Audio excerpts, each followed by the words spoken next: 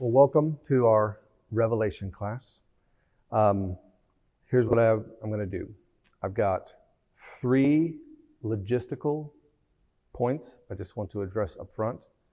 And then I've got 3 words of preface to say before we start the study, and then we'll dive in.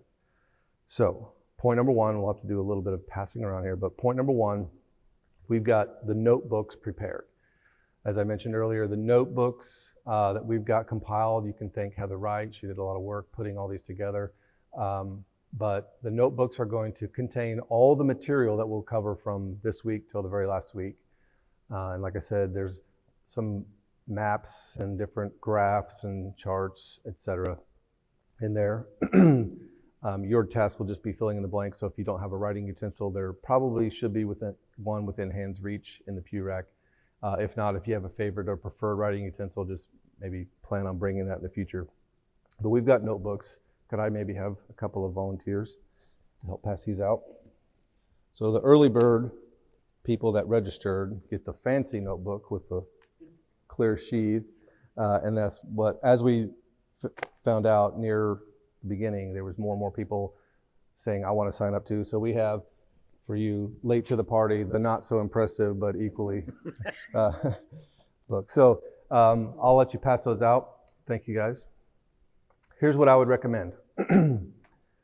On that page, so if you have a clear sheet up front, you have the nice little Revelation cover page there in the front. If you have just the plain black folder, you'll open it up and you'll see that same piece of paper on the very front end. I would recommend everybody write your name into your notebook, because I'm guessing at some point somebody's going to forget a notebook and leave it behind at church, and or it's going to get confused. So you don't have to try to identify people's handwriting. I would recommend writing your name somewhere in the front so that if your notebook gets misplaced or mixed up with others, we'll be able to get you your notebook.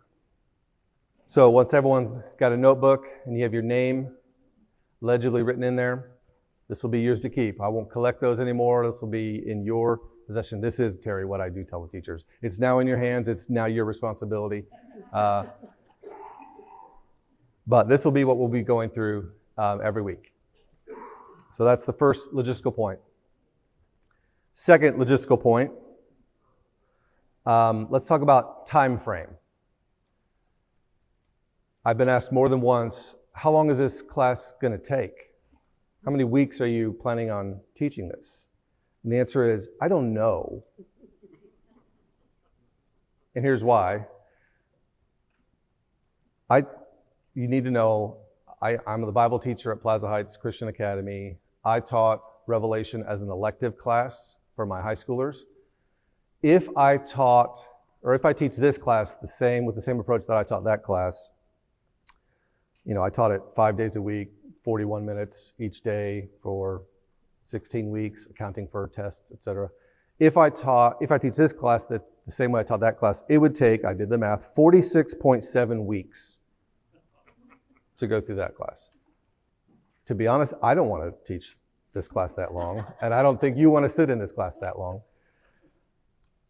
So I thought, okay, let's see if we can improve on that. If I just blazed through the material, not stopping at all to answer questions or have any kind of discussion, if I just raced through the material, it would take me 25 weeks.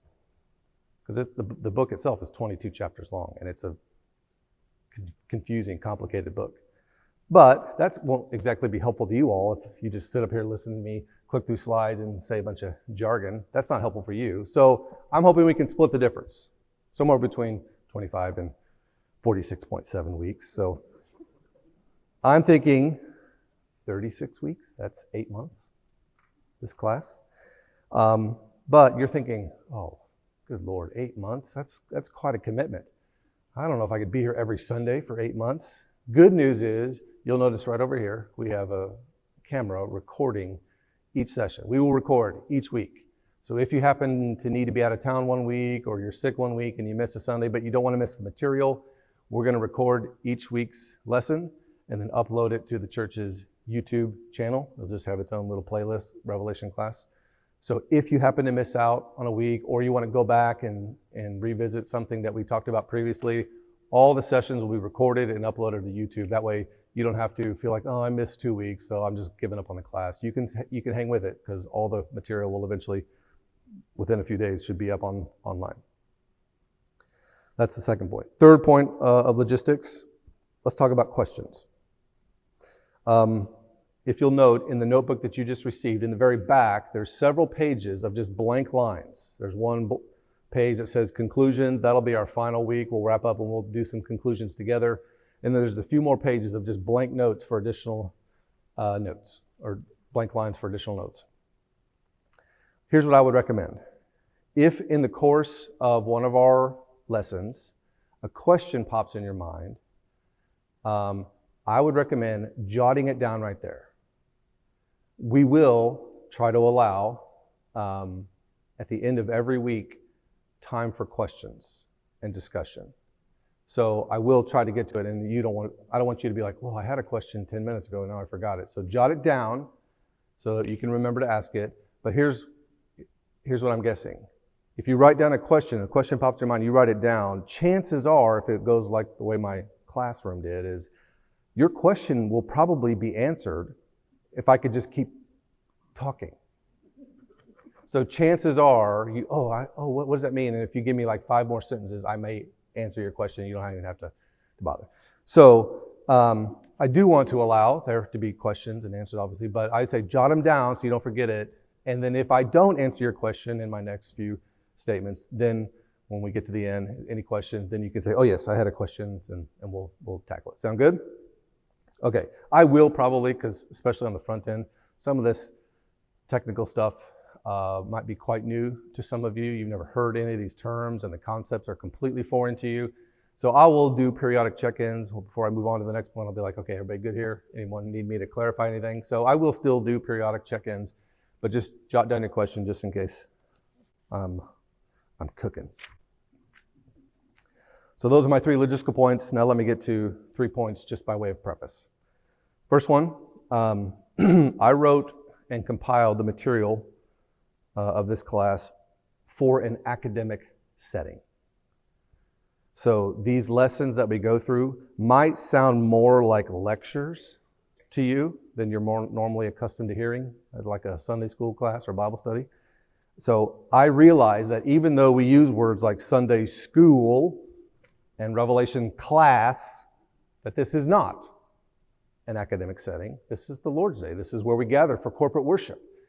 And so I'm going to do my best to blend kind of the scholarly academic stuff with aspects or elements that touch your heart and inspire personal and corporate devotion and worship. So I realize this is my setting. I do want to give you some of the scholarly stuff, but the end goal is not just that you know more things. The end goal is that it enhances and augments your worship and your adoration of Christ. First point of preface. Second point of preface. Let me tell you about my approach to this class. This is, Book of Revelation, arguably the most difficult book in the Bible to read and understand. And because of that, it is perhaps the most heavily debated book of the Bible. I think it means this. No, I think it means that. Well, I think it means this. And so it's complicated. So my approach is you need to know that there are 4 mainstream approaches to understanding this book. There are a few other aberrant ones, but they're not really main. So you might find someone on Reddit or some online forum that has their own view. Okay, well, that's not mainstream. It's not generally accepted by Bible scholars. So I'm going to give you the 4 main approaches to the book. And if that's not complicated enough, when you get to chapter 20 of Revelation, there's this event called the millennium, the 1,000-year reign of Christ. There are 4 views of just that one alone. So typically, anyone that's studied this the book of Revelation, and they've sort of arrived at a position, they'll give you two words. They say, well, I'm a dispensational premillennialist, or I am a preterist postmillennialist. And so they'll usually give you two terms, because there's four main views to approach the whole book. And then when you get to chapter 20 alone, there's four options there. So we'll go through all of it, hopefully by the end. When you first hear these, if you're new to this, when you first hear them, you'll be like, too many syllables. I don't understand this. Just be patient. Deep breath. We'll get through it. My high schooler survived. You'll be fine. I have one in the room. She made it. So if she can make it, you can make it too. But I'm going to give you all four views. And here's why. Even though there is a view that, in my opinion, makes the strongest case, makes the most sense to me, I have to say, I'm not sure that I'm right. I might be wrong. The one that I sort of favor, I think that's probably the best one, the most likely correct interpretation. It might not be. I'm not certain that I'm right. I might be wrong. So I want to make allowance for, in case there's something that I'm missing or it didn't click right in my brain, I want to expose you all to all four views, because the book of James, chapter 3, verse 1 says, not many of you should presume to be teachers, because teachers will be held to a higher standard. I have to give an account for the material that I'm presenting to you all today. And so if I have to stand before God and give an account, I don't want to be like, oh, I had it figured out, God, and I told them the right one. What? I was wrong? Oh, so I don't want to get there. So I'm going to try to approach in such ways. I'm going to expose you to all of them, and I'm going to try to hide my personal preferences. No spoilers. She knows it. I'm going to try to hide it because I don't want to favor one over the other, because again, I might not be correct. Another one of these views might be wrong, might be right, and I might be wrong. But if it takes 36 weeks or however long it takes, as a reward, if you stay with me this whole time and you make it to the end, as a bonus, a fun little treat, I'll tell you which view I favor. And maybe it'll be the one that you thought most compelling, maybe not. But either way, I'll still add the caveat. This is the one I think is right, but I'm not sure. I could be wrong. I cannot promise to stay alive. I don't worry about tomorrow. Tomorrow has enough troubles of its own. Sufficient for the day is its own troubles. I hope that we don't have to get to the end of this class and Christ returns and it's like, well, this is better than a lecture and class anyway. Here it is. Here's what's going to happen. Now, a group this size, some of you might have some mileage invested in this. You've been reading this, you've been studying this, and you might have already kind of arrived at a position. Great, that's fine. I'm not going to try to change your mind. Hopefully, the course of this study, it might solidify the position you've taken, or at least, I hope, it gives you an appreciation for the views that you didn't grab a hold of. Others of you in the room say, I'm a blank slate. I don't know. I don't have a position. I'm neutral. Fine. That's okay too. Maybe by the end, one of these views will feel more compelling to you than to me or to the person sitting next to you. I'm not trying to make my objective pigeonholing you into a particular view. I'm going to try to expose all the main views, give you all the material, and say, I'm doing the best I can with what I'm given. I hope you do the best that you can with what you're given, and whatever you believe, take it by faith, and let's just do our best. But no matter what, whether you're view A, B, C, or D, actually doesn't matter in the end, because there is a few things that A, B, C, and D all agree on. That is, Christ is King. He is returning. He will make all things new, and we win in the end. Those are the most important things. So no matter if you're view A or B or C, actually it doesn't ultimately matter, because all the views agree on those points. And if you can at least walk away from this class with those treasured in your heart, great. Then it'll be a win. Third point, by way of preface. I can't prove this. This is just a theory, something I've been thinking about. But we may not actually be able to decisively figure out all the mysteries of the book of Revelation, because maybe God has purposefully kept it vague and obscure. And I want to take you to a passage of scripture that's not in Revelation to illustrate this point. If you have your Bible, flip open to 1 Corinthians chapter 2.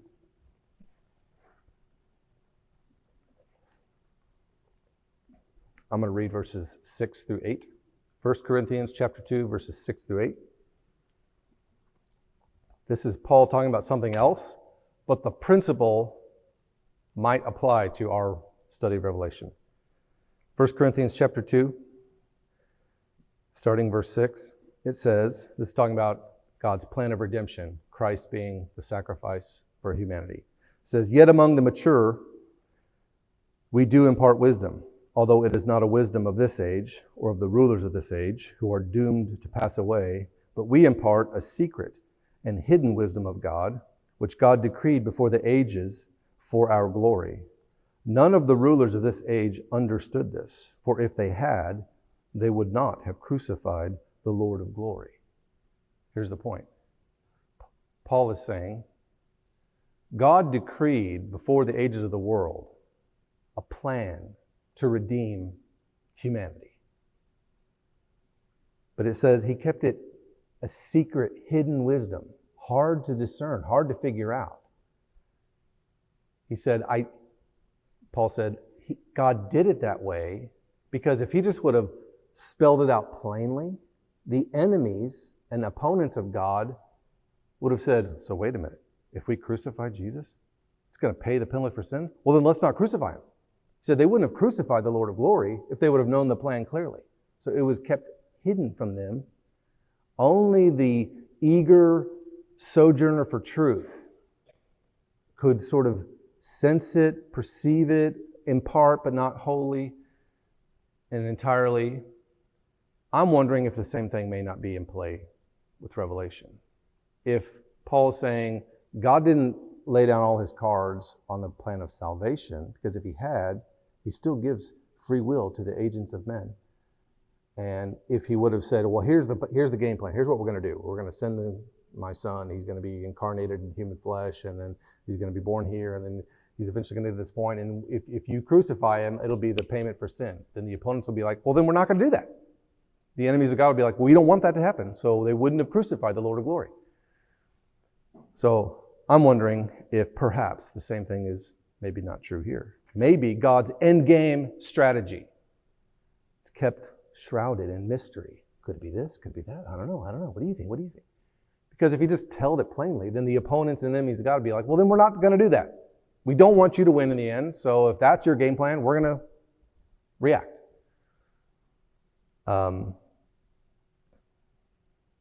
That does not mean, I need to say, that's not an excuse to say, well, then I'm just not going to bother. No, actually there is, you'll see in the text, there is a blessing for those who try to read and understand this prophecy. And there is an encouragement. There's a reason why it was included in the Bible, because it was meant to help the church. And so we're still going to try to do our best to try to understand it. I mean, think of when Jesus arrived on the scene in the first century. The scholars were saying, you can't be the Messiah. Based on the prophets, they made these cryptic statements about he'll be a conquering king and he'll be this and he'll be that. And so they had some revelation, but didn't put it together entirely. And it was only when Jesus came and said, now that the time has arrived, let me tell you what that really meant. That mystery that was given to you by the prophets, here's what it actually meant. I'm wondering if maybe John's revelation is, I'm giving you some hints about what it's going to look like vaguely. I'm not going to tell you all, I'm not going to lay down all my cards because I don't want the enemies to try to spoil my game plan. Does that make sense? So perhaps we're going to get to this and be like, this is fascinating, but I'm still not sure. Well, welcome to the club. It might be God's sovereign design to say, no, I want you leaning in. I want you trying to learn this, but I'm not going to spoil the ending. I'm not going to tell you all the details because I don't want the enemies and the opponents to try to ruin this. Okay. So Those are my 3 statements of logistics, 3 statements by way of preface. So let's get to it, shall we?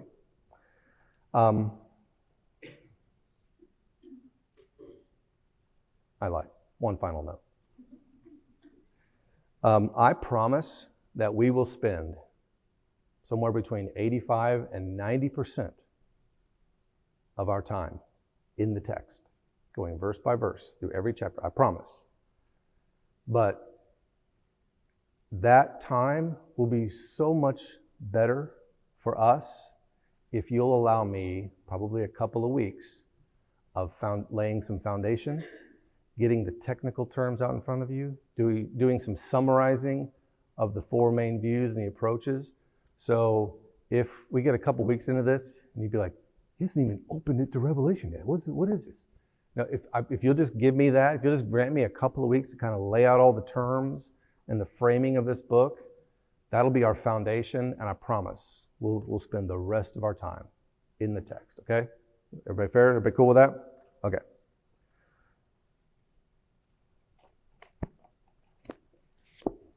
I have the teacher's edition, so.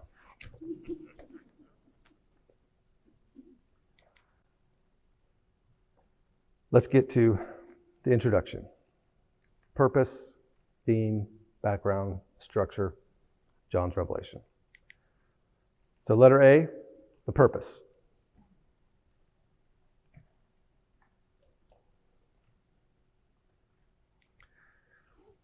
Book of Revelation identifies itself both as apocalypse, or we translate that Greek word into the English word revelation from chapter 1, verse 1, and as a prophecy. So it is an apocalypse, a revelation, and it's a prophecy. Not every prophecy is an apocalypse, but every apocalypse is prophecy. Now, probably, if I say the word apocalypse, there is a movie genre that pops in your brain. What is it? Zombies, that's right. We use, colloquially, that term, apocalypse, as some world-ending, catastrophic, zombie overtakes. That's how our modern-day culture uses that term. That's not what that term means. John was not given some foretelling about future zombies coming. Apocalypse is a Greek word, apocalypsis, literally, is a Greek word, next point. It's derived from the Greek word apocalypsis, meaning revelation, disclosure, or unveiling. That is, the disclosure of unseen, heavenly, or future realities. Jewish apocalyptic literature, that's a genre of literature. Jewish apocalyptic literature flourished in the centuries following the completion of the Old Testament canon.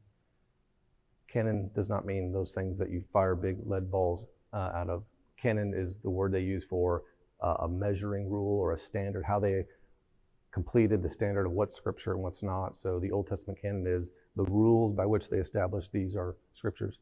So before the Old Testament was established, perhaps in part to help the oppressed people of God find purpose in their sufferings and hope for their future in the absence of genuine prophetic words from God. What that means is, in the Old Testament times, you had a prophet, a guy like Isaiah or Ezekiel. They were prophets. I'm a prophet from the Lord. He's spoken to me. Thus says the Lord. Here's the words. But in times where you don't have Old Testament type prophets, apocalyptic literature has prophetic elements in it. It's prophesying, but you don't have a guy who's giving us, thus says the Lord, the words of the Lord. And so this was a literary genre created to communicate prophetic statements shrouded in the rules of this genre, so that the average Roman soldier would read this and be like, what is this? This is fantasy fiction. Oh, well, get rid of it. But the real learner, the real seeker of truth is going to be like, Oh, I know what that means. I know what he's saying. He used a symbol. He used a metaphor. I know what he's saying. You guys, probably this group, has everyone seen the movie The Wizard of Oz? Okay. You know that scene in The Wizard of Oz when Dorothy finally made it up through the Emerald City to see the wizard? And there she is trembling, and there's this big fiery head floating in the sky, and she's scared about the wizard. And then Toto wanders off, doesn't he? And he finds, what does he do? He finds a curtain, and he starts tugging on it, and he pulls back the curtain to reveal what? The wizard, the professor, the inventor, turning knobs and pulling levers, and that pulling back the curtain, that's what the word apocalypsis means. It is a pulling back the curtain. It is an unveiling to show you what's really going on behind the scenes. What you see might be a big floating wizard head. Let me show you what's really going on behind the scenes. It's a pulling back the curtain. So when we say John's revelation, the apocalypse of John, John is pulling back the curtain to say, I know what you all see with your eyes and your ears and your senses. You think you know what's going on in the world? No. Let me pull back the curtain to show you what's really going on. Let me show you the spiritual realm so that you can really see what reality is. And that'll help you understand what you can see with your physical eyes. Make sense? Okay. Apocalyptic literature, inherited and magnified features appearing in such Old Testament books as Ezekiel, Daniel, Zechariah.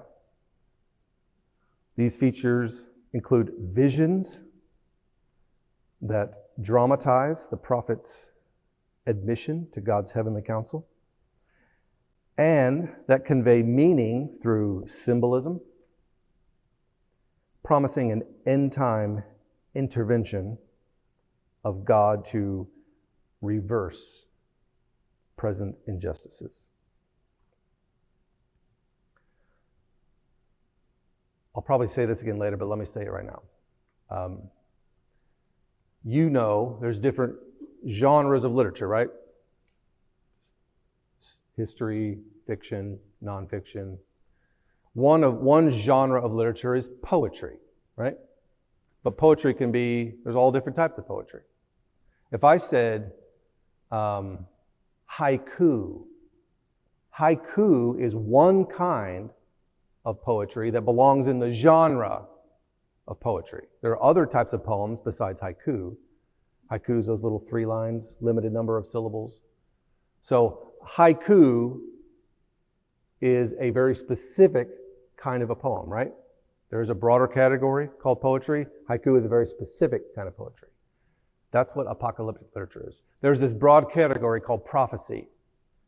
Apocalyptic is a very specific kind of prophecy. Just like there are rules with a haiku, you can only do 3 lines, only have so many words and syllables. Those are the rules for a haiku poem. It's the same with apocalyptic literature. Even though it belongs in the broader category of prophecy, there are lots of different types of prophetic, announcements and denunciations. But apocalyptic has its own set of narrow rules. So when you go to the book of Revelation, you have to know what genre you're dealing with. It's not just prophecy, it's apocalyptic literature in the broader poetry genre. Everybody with me? Okay. So what are the rules there? This is the silly example I gave to my students.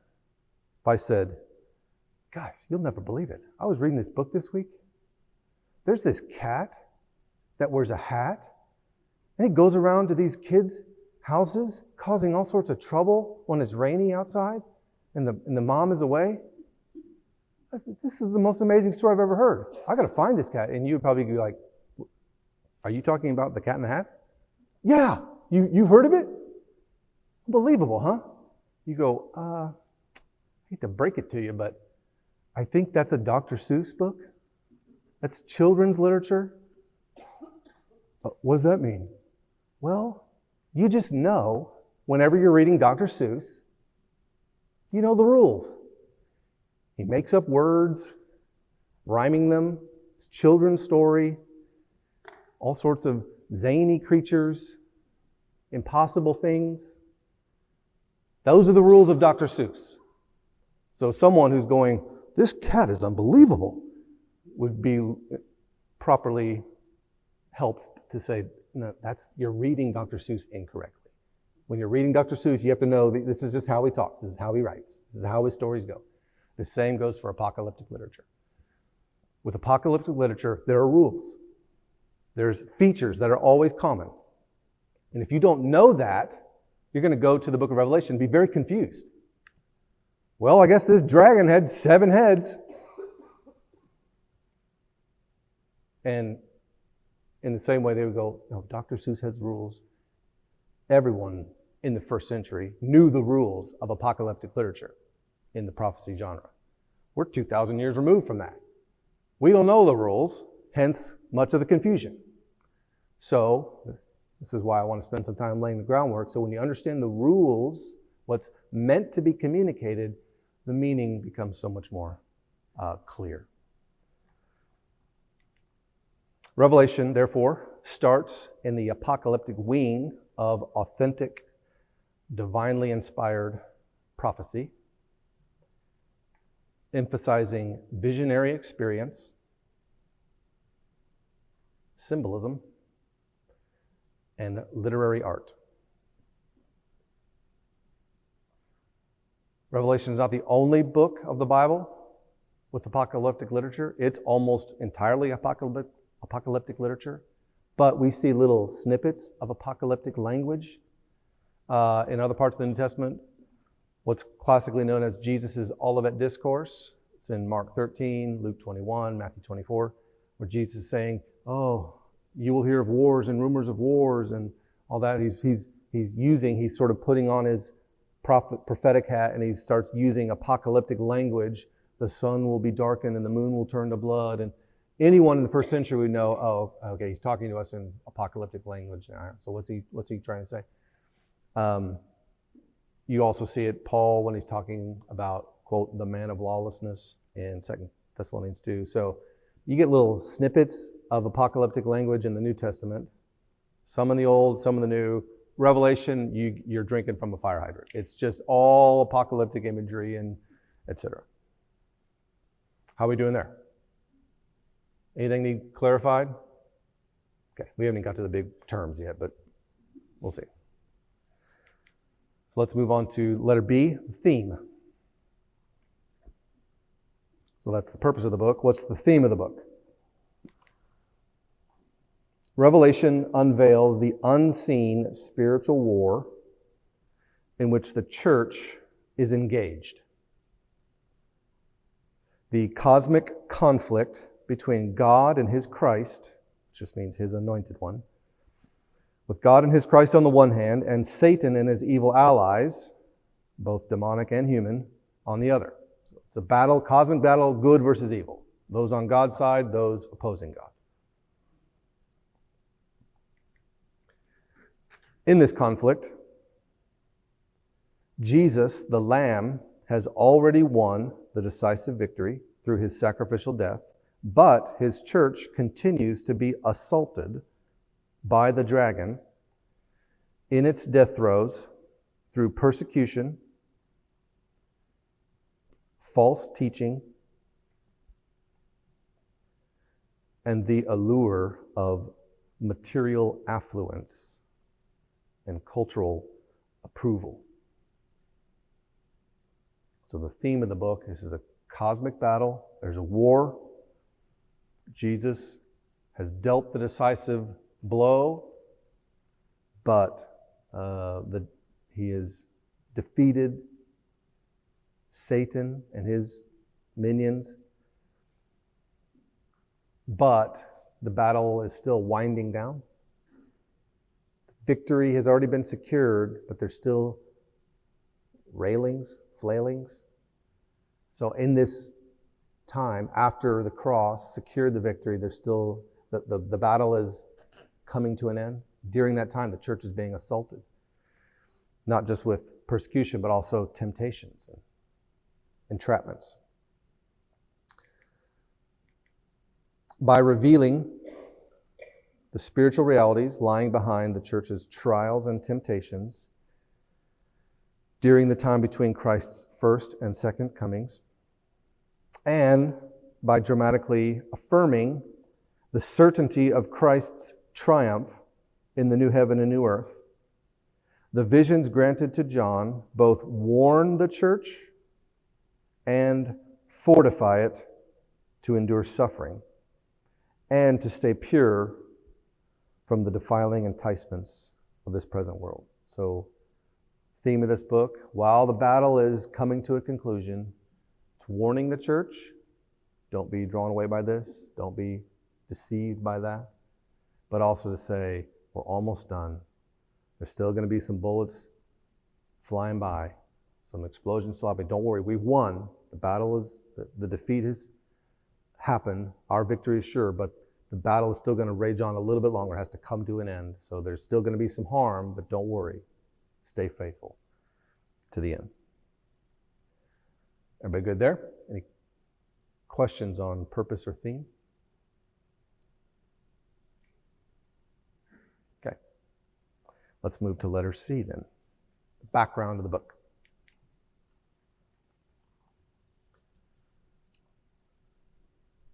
If anybody came in late, we've got more notebooks up here if you guys want to come grab some. Send a runner up.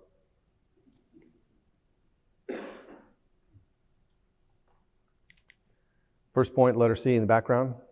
The exact date of this letter, that this letter was written, is unknown. John didn't write the date at the top. It was likely during a time of persecution, probably near the end of the reign of Emperor Nero, which is from 54 to 68 AD, or during the reign of Domitian from 81 to 96 AD. Most scholars, I say most, not all, most scholars favor a date around 95 AD. I have to say most scholars because once we get into the four views, one of the major views argues for an early dating of the writing because their entire approach to the book of Revelation is prophesying events that are going to happen up to and on the year 70 AD. Because something quite historically significant happened in 70 AD. We'll talk more about that later. And they interpret the book of Revelation as being warning the first century church about that cataclysm coming in 70 AD. So, of course, if that's their approach to the book, they can't say, yeah, this was a warning to the church about what's going to happen in 70 AD, and he wrote it 20 years later. No, they have to have a view of, it was written earlier because we think this book is describing warnings about what's going to happen in the year 70 AD. So not all scholars favor 95, some of them, more than you think, take an earlier dating. But because he didn't write the date down, all we're going off is what's the oldest manuscript that we found?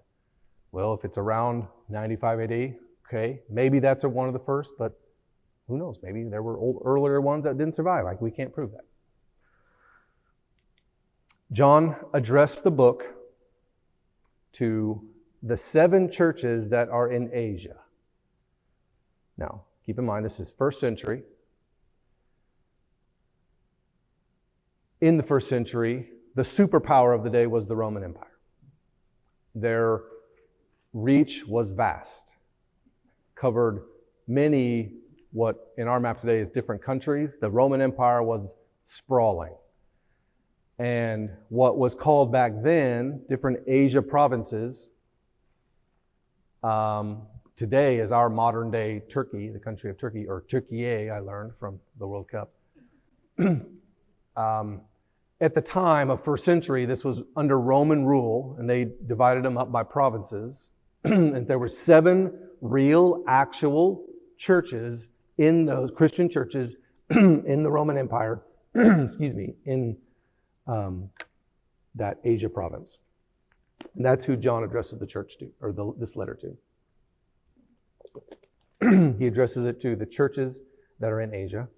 They're named Ephesus, Smyrna, Pergamum, Thyatira, Sardis, Philadelphia, and Laodicea.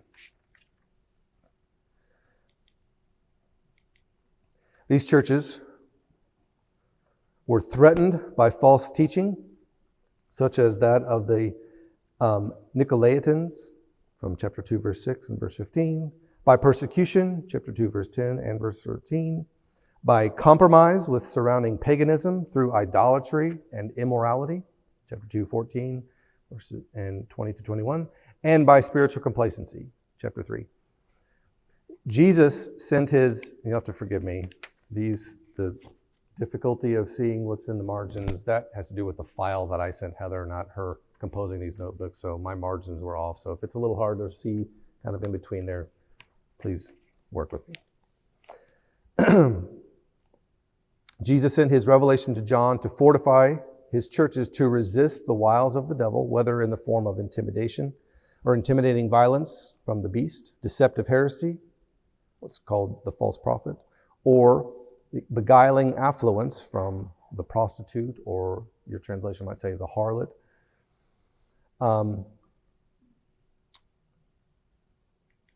John had apparently been exiled from Ephesus to the island of Patmos, which is southwest of Ephesus, and it was there, while he was in seclusion on that island, that he received these visions. I've included a map. You see there, this is first century lines, not present day, but first century, that portion that's called Asia, part of the, all of this is actually under Roman rule, different provinces, but you'll see kind of in like a reddish maroon color, the 7 different churches. So these are the different churches: Pergamum, Thyatira, Smyrna, Ephesus. These are where the 7 churches who received this letter and to whom this letter was addressed. And then you see over off to the left, near the bottom left corner, there's a little island called Patmos. That's where John was when he received these visions. But he was addressing this letter to all these 7 churches.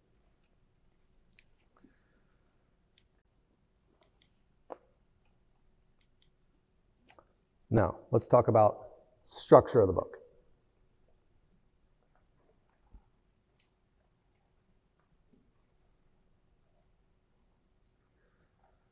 Letter D. Numerous literary genres converge in the book of Revelation, one of the most complex books in the Bible. The overall genre is prophecy. Like biblical prophecy, generally, the actual medium is visionary writing. The book unfolds as a pageant of visions, much like modern cinematic effects. So, Old Testament times, prophet would hear the word of the Lord and he would go out and say, "Thus says the Lord," to the people. And sometimes, particularly like Ezekiel, Hosea, they kind of got the short straw. They had to act out some of their prophecies, doing embarrassing things. So sometimes the prophet would receive the word and he would illustrate the prophecy by doing some outlandish thing like shaving his head or laying on his side for a few hundred days, or, a few different things. So the prophetic word was not just meant to be uttered, but also meant to be dramatized. John's revelation was visionary in nature. It wasn't a sit down and write this down, I'm going to tell you chapter 1, and then he didn't just dictate it. He was given visions.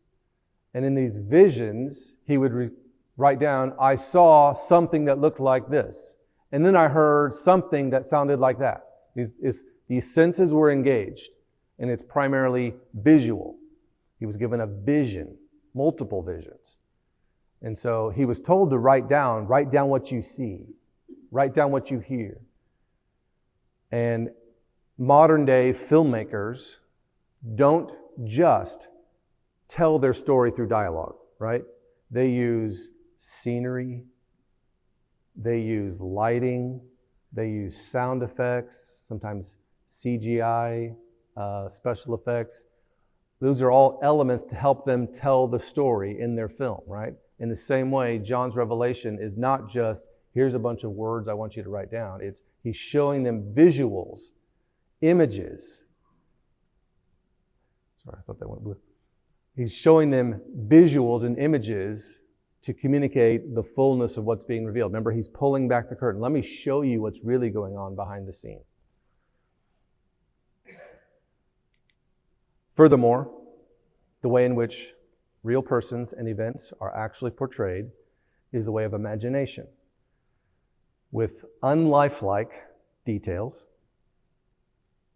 The title of the book indicates further that it belongs to the genre of apocalyptic. So remember, it's in the genre of prophecy, but not just any prophecy, a very particular kind of prophecy. It's apocalyptic. So we're told in the book, this is a revelation, and it's called the apocalyptics. We're told it's a prophecy, and we're told it's apocalypsis. Additionally, at every turn, the author uses the resources of poetry, imagery, metaphor, simile, and illusion.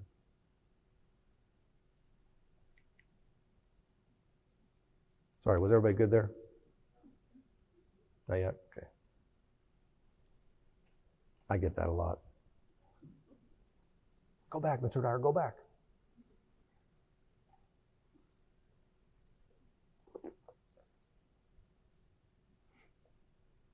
Good? Okay. The most important thing to know about the literary form of the book of Revelation is that it uses the technique of symbolism from start to finish. Instead of portraying characters and events directly, much of the time the author portrays them indirectly by means of symbols. Now, I told you there's four main views, or four main approaches to the book as a whole. Two of those views, one more so than the other, have a very literal approach. It says this, then I take it, that's what it means. It's fine, I'm not bothered by that. They have a literal approach, but nobody, hear me, nobody takes the book of Revelation strictly literally, because the book itself doesn't allow you to. It tells you, I saw this, and it says, oh, by the way, that I said I saw, it really means this. So even in the book itself, it tells you it's using symbolism and imagery. Jesus is referred to as the Lamb. He's not an actual lamb. He's representative as a lamb. The churches are described as lampstands. They're not actual lampstands. But in the vision, I saw 7 lampstands. And then later on, he gives his own commentary. He says, the lampstands, those are churches. So nobody takes the book entirely literally. Everybody is interpreting this symbolically. The question is just how much is of this is symbolism and how much isn't. For example, Jesus is portrayed as a lamb. Churches are portrayed as lamps on lampstands. Satan is portrayed as a dragon with 7 heads and 10 horns. Symbols are sometimes familiar, sometimes original and strange.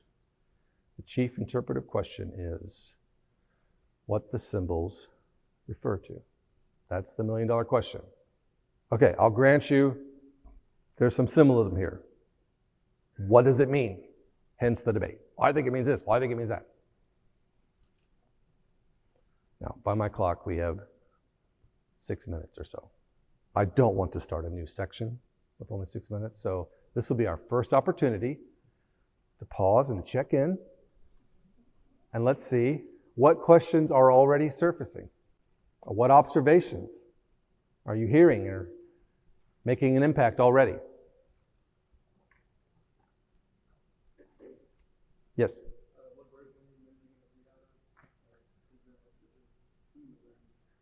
I'm mainly going to use the English Standard Version. When you're in Bible college and do seminary work, they make you take Hebrew and Greek. And once you've actually studied the biblical languages, it takes a whole different, it changes the way you view English translations entirely. It gives you an appreciation for a range of translations.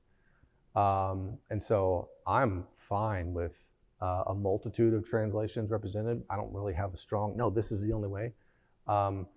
I've settled on, because when I was in school cutting my teeth on the biblical languages, English Standard was sort of the sterling example, the gold standard of strict, literal, word-for-word translation in a modern day English.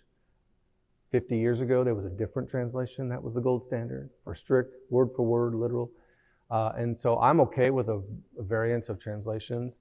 I'm going to be using this one. Chances are 30 years from now, there's going to be a different, because language evolves over time and words change over time. There's going to be a new translation that comes out. It's going to be the best literal word for word. So that's the one I'm going to be using. I'll probably refer to this translation says this translation says that periodically, but my default will be that one. Sense? Okay. What else?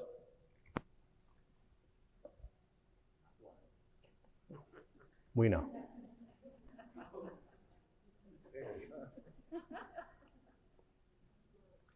Does anybody have anything they might be comfortable sharing? Here's what I'm hoping to learn from this class. I've always been confused about fill in the blank, or I've always wondered about fill in the blank. Anybody want to share? Here's what I'm hoping to get over the course of these weeks together.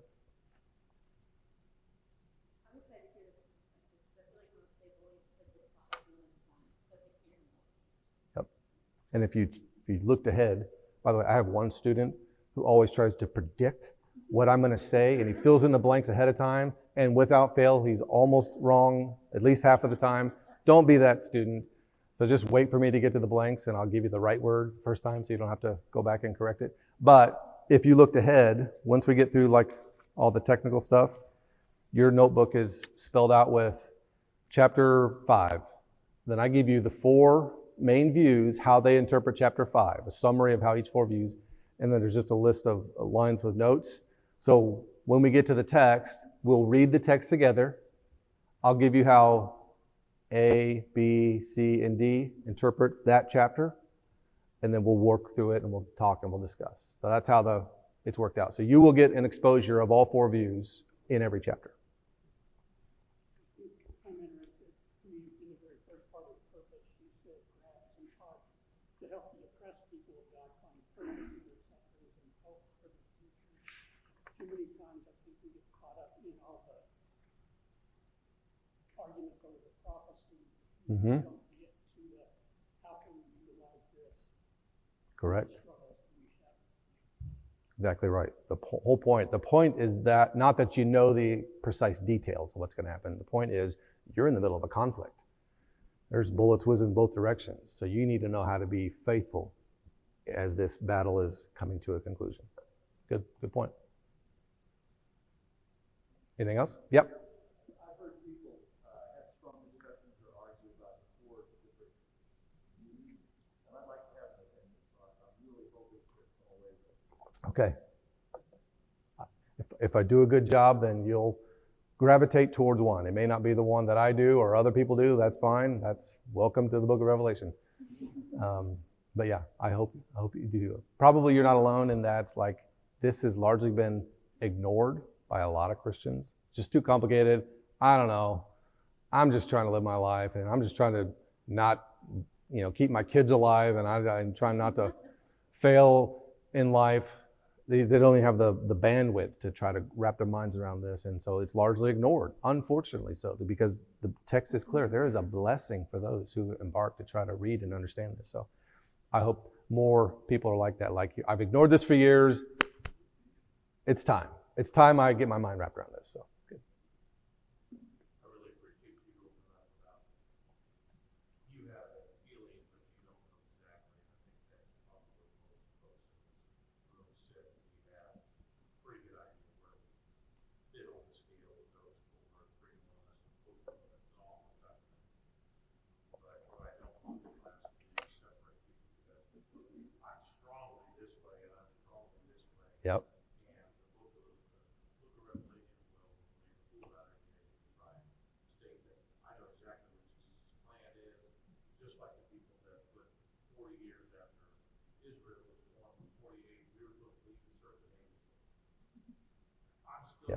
Yeah.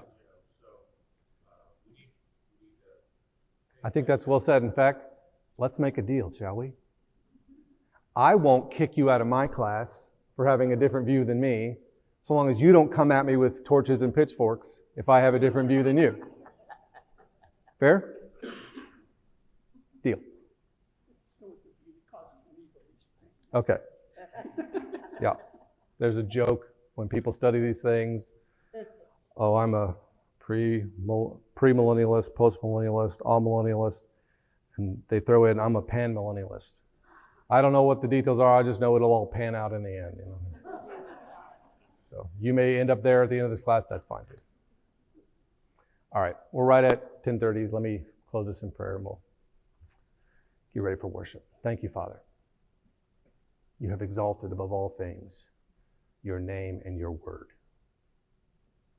The psalmist said, this is the one to whom I will look, he who is contrite, broken in spirit, and trembles at my word. You spoke to the prophet Isaiah. Give us, Father, a reverence, an awe, an insatiable hunger for the wonder and beauty and majesty revealed to us of you in your word. Help us to be good students as we try to think hard about these difficult concepts. Give us endurance to work through all the challenges of a book like this. And may we come out in the end not puffed up merely with knowledge, but inflamed with passion for our victorious King. Prepare our hearts for worship now. We want to encounter you.